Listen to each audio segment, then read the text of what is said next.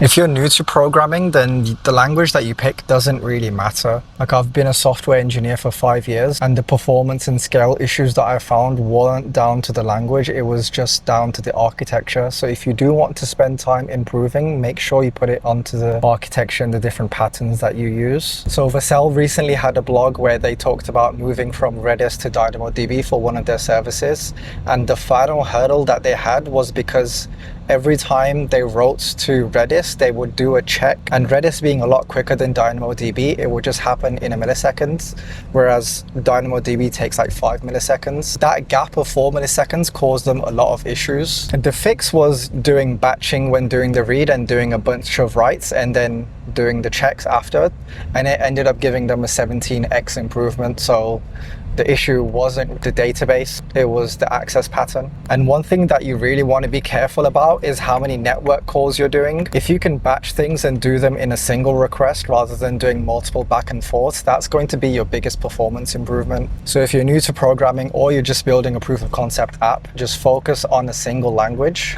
and go really deep, because when the AI writes the code, you need to be able to understand it and debug it, and you're going to have a much harder time if you're juggling 10 different languages.